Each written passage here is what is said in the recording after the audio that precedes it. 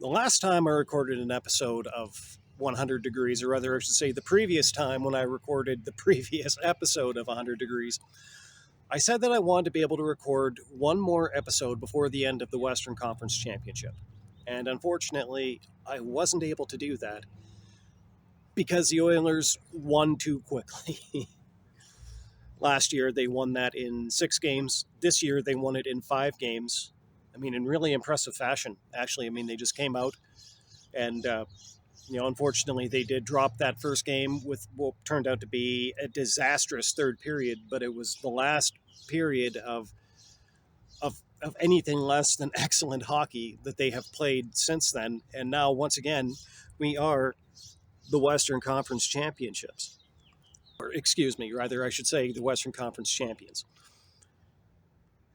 When you're in that kind of a situation where you're playing in a team that is one of your top, I'd say probably one of our top 3 or 4 rivals, it is very tempting as a fan, to overcommit to that moment. Everybody wants to be able to come out and make that Mark Messier, we guarantee that we're going to win promise, the way that he did with when he was with the Rangers and they were playing the New Jersey Devils in the Eastern Conference Finals.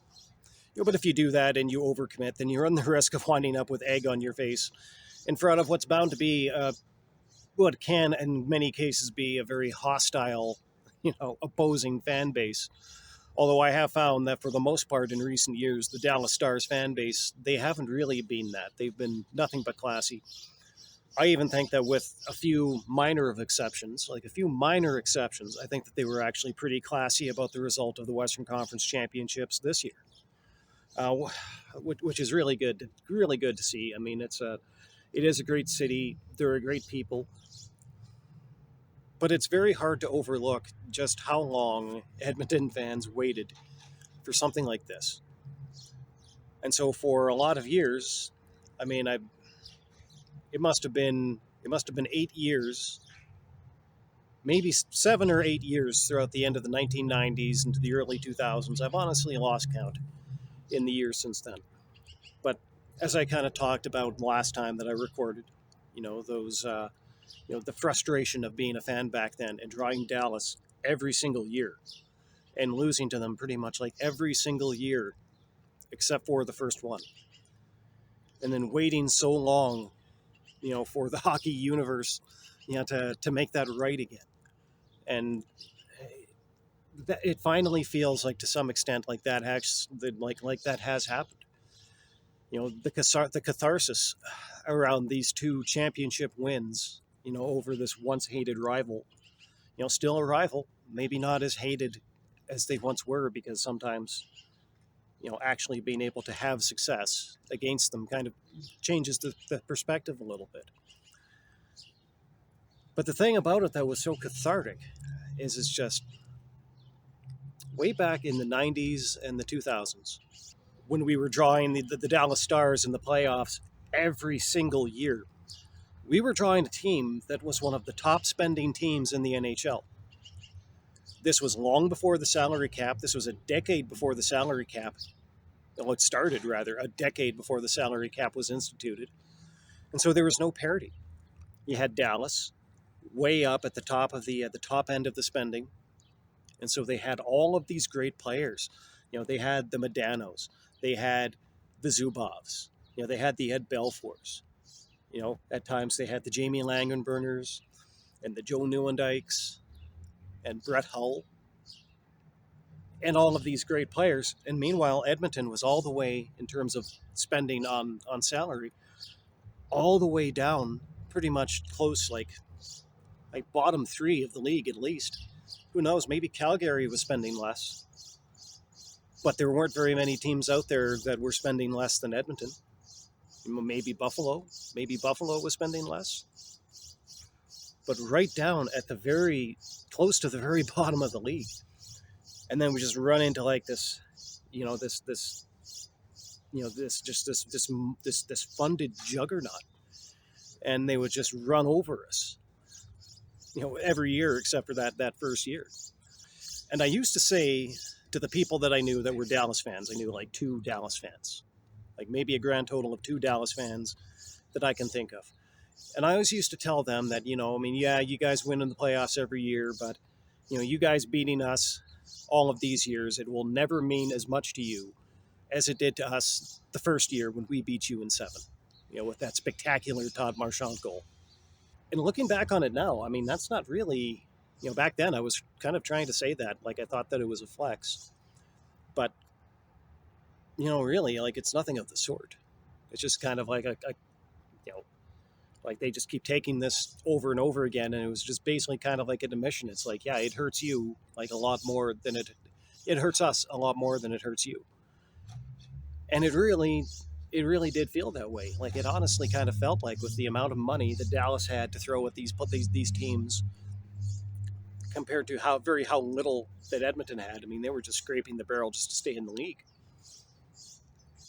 It felt like it kind of looking back on it, it felt like it felt like being bullied. And I think that in a sense it was like there was definitely a power imbalance there.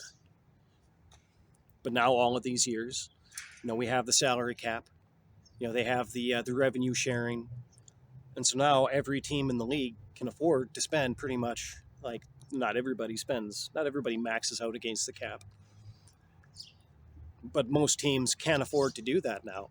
And so now that there's actual parity in the league, now we're the ones that are going to the playoffs and winning against Dallas.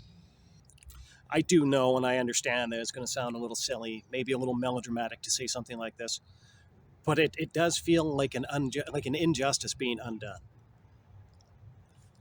Like there's finally fairness. And now that there's finally fairness, we're the ones that are winning.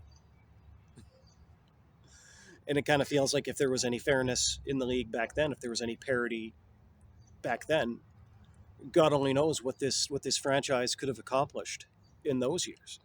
Maybe it wouldn't have been nearly as lopsided as it was. I do understand that it's not always going to be this way. I mean, right now we have a core of fantastic players, and one of the things about the salary cap is that it does make it very difficult to consistently build around those players. There are some teams that have been able to do that. I mean, Pittsburgh with Malkin and Crosby, they haven't had to break them up. Heck, they haven't even had to break up them and Chris Letang yet, which seems pretty crazy after almost 20 years. And yeah, they're not the best team in the league right now, but I think that's what actually kind of prefaces the point that I'm about to make. Is that, yeah, okay, we do understand that it's not always going to be this way. I mean, depending on how things shape up with the salary cap over the next few seasons. I mean, maybe this is something that can be sustained for maybe two or three more seasons. Four on the outside chance. But it is entirely possible that within the next few years we could be drawing Dallas in the playoffs and losing to them again. But at least this time it's going to be at least when that does happen, it's going to be fair. It's going to be like what it is now. It's going to be fair. Sitting here today, I kind of feel like I'm going to be a lot more okay with that than I was then at such a time as it actually does happen. But then again, you never really do know exactly how you're going to feel about something like that until it does happen. I mean, but then again, last year, last year the Oilers lost in the Stanley Cup final, and I was actually somewhat okay with that. Knowing full well that if they made the right moves in the offseason, that we could end up right back where we are now, and we have. We're right back exactly where we were this time last year, about to play the Florida Panthers again for the Stanley Cup, and this time we actually have home ice advantage. As crazy as that is, I didn't actually realize. I mean, not having home ice advantage at any point throughout the playoffs up until this point, it just feels wild that you can have it now. But here it is, and we do. And tomorrow night at 6 o'clock p.m. Mountain Time, the Edmonton Oilers are going to play Game 1 of a Stanley Cup final on their home ice with a team that I think that in just about every way that you can quantify is a better team than the one that we sent out last year. There is absolutely no fuck around in this team this year. And yeah, those two first games against the LA Kings were pretty rough. I mean, geez, you could even go so far as to say the first 8 periods against the LA Kings were a little bit rough. Maybe even you could make an argument for the first 4 games, because we did have to score a tying goal late in the game to go to overtime in Game 4. So fair enough. But since then, this team has been lights out. They come out and they do business. You know, they don't come out, sit back, get on their heels, lounge around a little bit, you know, hoping that maybe McDavid and Draisaitl are going to go do some magic. This year, the team aside from those 2 players, the rest of the team so far has 70% of the playoff scoring. We've never seen that out of this team before. We have never seen the players not named McDavid, Draisaitl, and at times Bouchard show up the way that this entire team has every single game since Game 4 of that opening series.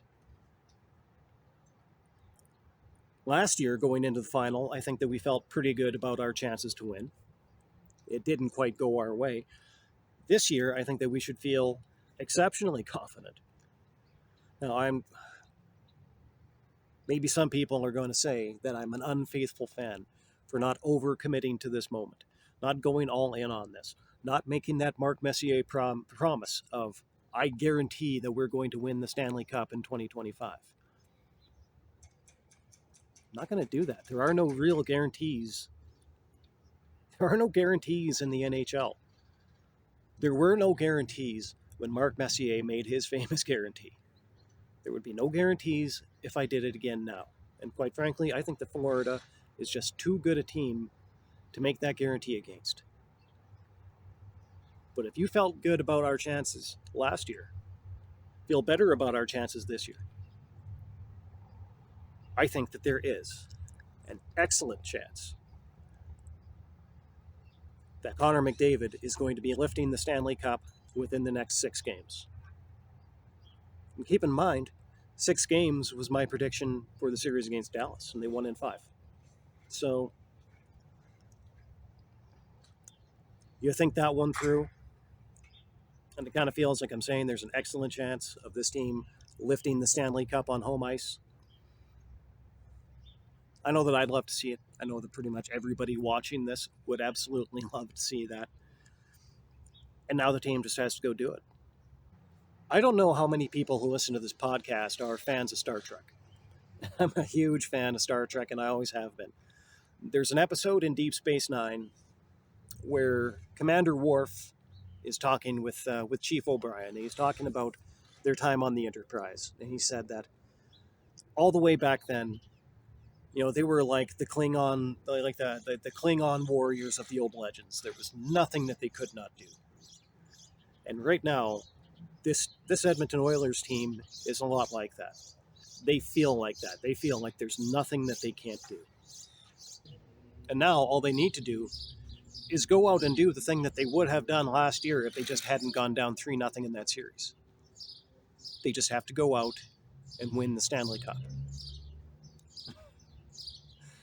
It sounds so simple, doesn't it?